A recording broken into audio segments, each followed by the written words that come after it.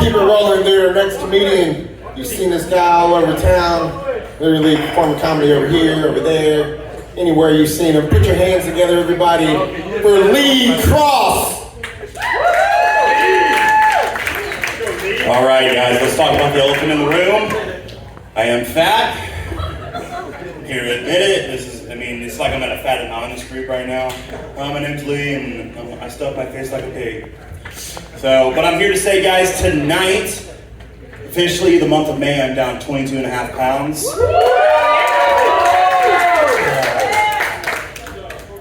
And it's been rough, I'm not gonna lie. It's tough being fat your whole life and then be like, oh, because there's signs that you're like, oh, I definitely need to lose some weight. It was like, I was chilling with this girl one night, and we were watching a movie, and I was sitting there on the couch, and her head was in my lap. No funny business or anything, because my fupa. And we were sitting there watching the movie, and she was like, hey, sweetie, can I get a kiss? And what mommy wants, mommy gets. This dude's over laughing. Okay.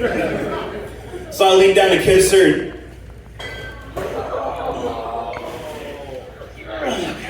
You got this. You got it. Oh, God, come here. Oh, that's why I was like, all right, let's try to lose some weight. It was bad, and the thing too is here's some things, guys. This is not for the ladies, guys. PSA. Don't get fat, and here's the reason why. Every part of your body will get big except for your dick. Because if that was the case, every man in here would be over 800 pounds. Rolling around on little rascal scooters, catcalling ladies. Hey, baby, you want some of this 800-pound dick? You're gonna have to work for it. There you go. And the other thing too is a lot of people, when you're big, you have to get a sleep apnea mask. And your parents probably have it. It's a machine. It sounds like a sex toy, but I can guarantee you it ruins the mood. Because you just think you're getting done being physical with your lady, and you're like, all right, good night, lady. And you look like autistic Bane.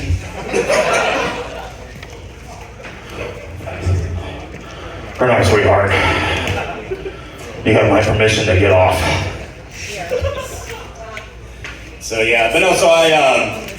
I followed after one of my role models, Joe Rogan, to lose weight. First, I got bald. Second, I went on the carnivore diet. Just eating meat. That's all I'm doing. Eating meat. Pussy is a meat. And I started doing all the drugs in the world. So things like I get so high that I forget to eat. And it's been great. And it's really good. It has been showing, guys, y'all remember the first time you saw your dick? I got to. Yeah, that was a chick, by the way. No judgment. It's a judgment-free zone. It's like Planet Fitness. And I remember one day after getting out of the shower and I was drying myself and I looked down and I was just like, well, hey, little guy, where you been? Looks like a POW. Oh my God! Oh God! 10 years, man. 10 years, I thought she forgot about me. And here's the thing, cool. You guys, if you are big, it's not a problem. You can't make a change.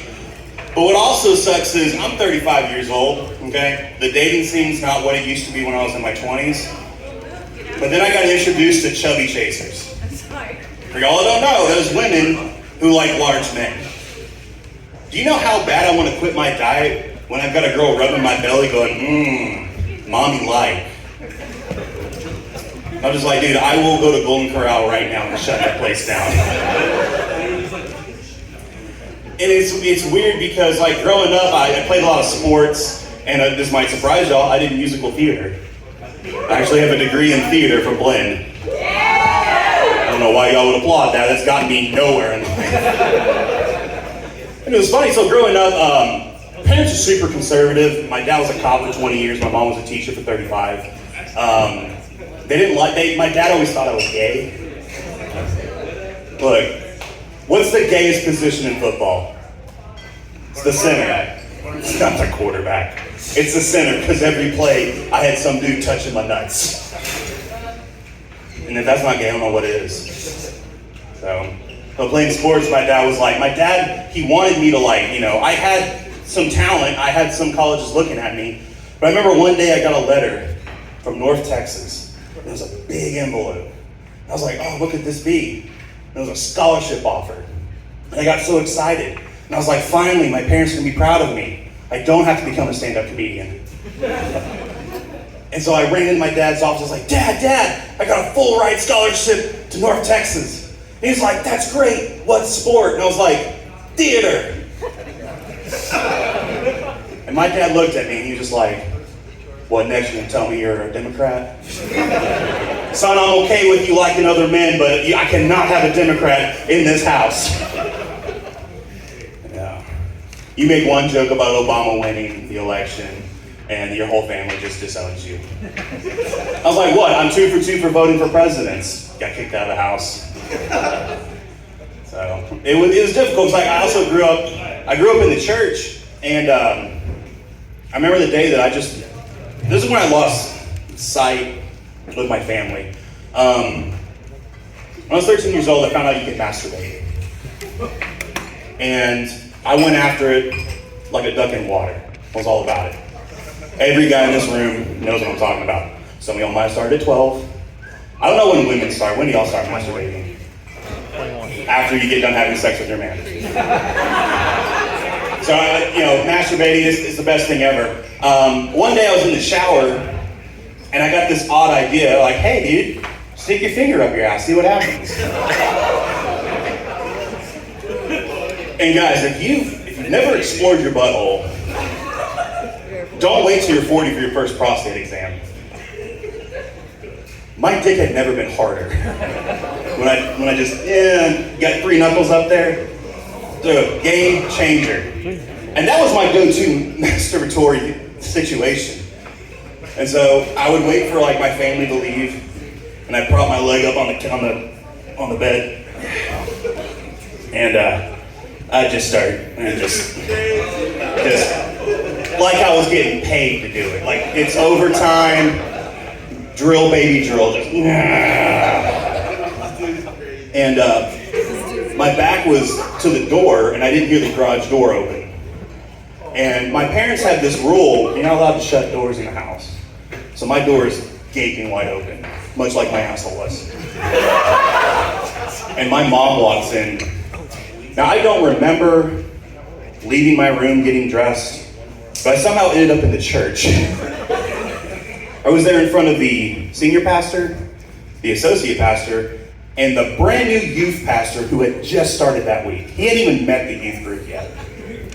My mom comes in, she's like, tell them what you were doing. Tell them all what you're doing. And I was like, I was masturbating. Typical 13-year-old thing to do, right? And the preacher was like, well, it's not that it's bad, but you shouldn't do that, because, in God's eyes. She's like, no. Tell them what you were really doing. And I was like, I had my finger up my butt. And the look on everyone's faces was just, my mom's face was not like she'd already seen the show. And she knew what I was talking about. She's like, been there, done that. And the preacher's, he's trying to find scripture. And I know this for a fact, guys. I read the Bible from front to back. I memorized it. There is not one verse that says, thou shalt not put your finger up your ass for a good time. All right, I don't care if you're Catholic, Protestant. If you're the kind of people that have snakes in church, that might be a thing. I'm not sure. I actually went to a Pentecostal church one time, and I was trying to impress a girl, and she didn't know that I was sticking my finger up my butt. I had to go to a different church to start dating because of that, because that rumor got around quick. And if you've ever been, anyone here Pentecostal? All right, good, you passed the test. And the cool thing about a Pentecostal church is they stamp their feet, they hoot and holler, they dance, they speak in tongues. And I was like, dude, this is free admission, and this is the best thing I've ever done. And I saw the Phantom Menace day one. Y'all probably never saw. I saw the live action Beauty and the Beast for the first time.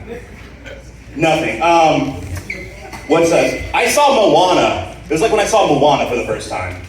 There we go. And all of a sudden this dude brings out a rattlesnake. Big old notebook. And I was out of there. I was just like, look, Jesus, I will stop putting fingers up my ass. I will stop masturbating. I will stop grabbing my sister Victoria's Secret magazines and never returning them. I was a bad kid growing up. And that's made me the degenerate I am today. So guys, if you take one thing from me, you want to go at least two knuckles when you're going up there to reach that prostate. And ladies, you want to have a little spice to your relationship? Don't tell them you're going to do it. Just they're gonna scream like a little girl, and it's gonna be like you're gonna be like, yeah, I'm in control now. Ladies and gentlemen, my name is Lee Cross. Thank y'all so much for coming out. You can follow me on my Instagram account, Lee Cross Comedy. I'm also on TikTok. Follow me there. There's all kinds of shenanigans. The gay guys love me on TikTok. Appreciate y'all coming out tonight.